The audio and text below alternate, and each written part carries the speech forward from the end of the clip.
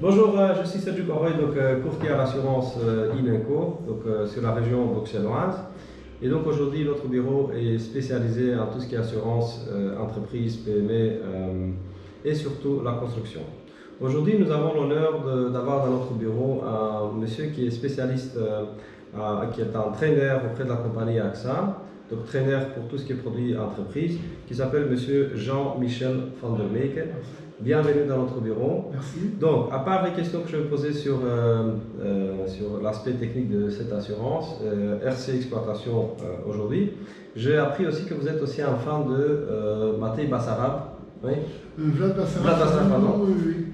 Donc en fait, j'ai eu l'occasion d'écrire un roman basé sur à la fois le roman de Bram Stoker, Dracula, mais aussi sur la vraie vie du personnage né en 1431 et disparu en 1476, Vlad III du nom Dracula, surnommé Tepes. Et qu'est-ce qui vous a fait d'avoir cet intérêt par rapport à la Roumanie ou bien à l'histoire dans cette période?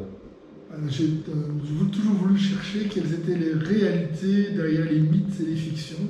Et donc par rapport aux personnages dépeints comme un bourreau sanguinaire, voire un vampire de Vlad Basarab, j'ai voulu voir quelle était l'origine du mythe, comment on était passé finalement d'un personnage qui a vraiment vécu et qui était un héros, et qui est toujours un héros national pour les Roumains, à cette image complètement du vampire aujourd'hui de cinéma. Oh ben super, félicitations, je serais très intéressé d'avoir un livre dès qu'il sortira. Prévu normalement pour l'été. L'été, super.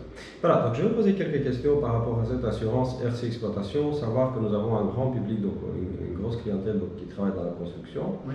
Donc la RC Exploitation aurait responsabilité civile. Hein. C'est ça. Donc voilà.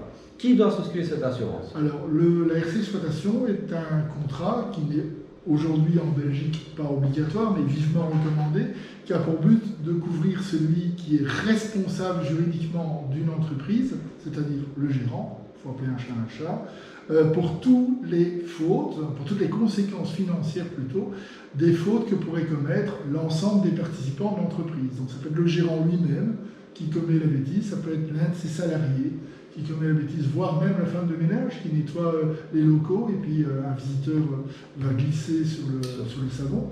Donc toutes les personnes travaillant pour lui qui peuvent être amenées à faire une erreur, entraînant des dommages à des tiers, seront couvertes par ce contrat et c'est le responsable, donc le gérant. Super. Et pourquoi doit-on souscrire cette assurance d'après vous?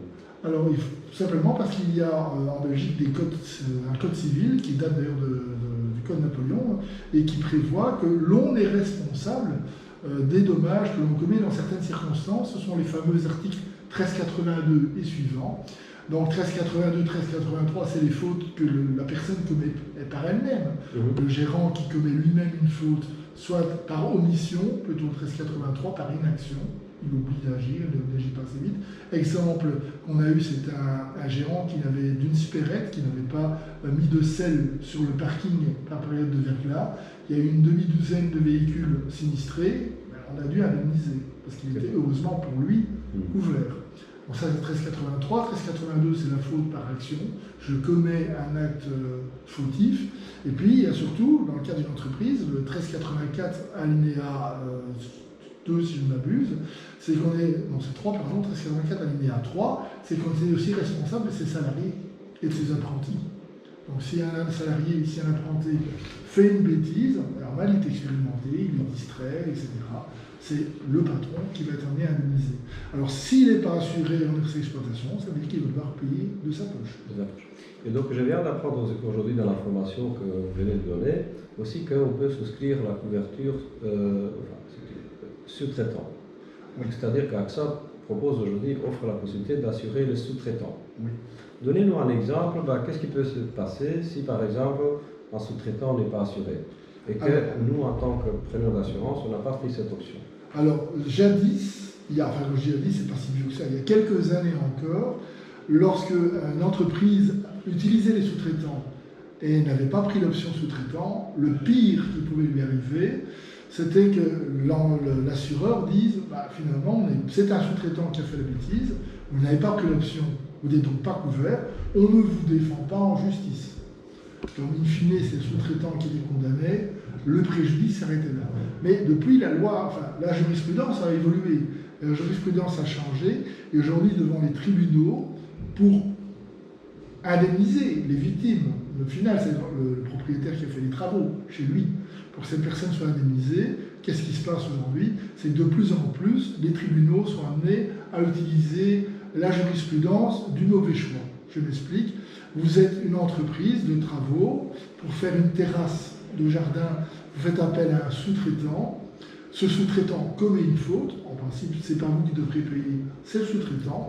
Mais cette jurisprudence va faire que le juge peut vous condamner, vous, en disant c'est vous qui avez choisi le sous-traitant, vous avez choisi un mauvais sous-traitant, donc la faute de départ est chez vous, vous devez donc indemniser le propriétaire de la terrasse. Donc ça devient encore plus important qu'avant cette jurisprudence, que toute personne qui utilise, surtout régulièrement, les sous-traitants, pense à prendre l'option sous-traitant pour éviter de se retrouver avec la compagnie qui dit vous n'avez pas pris l'option, on ne vous défend pas en justice, et en plus, si vous êtes condamné, on ne paye pas.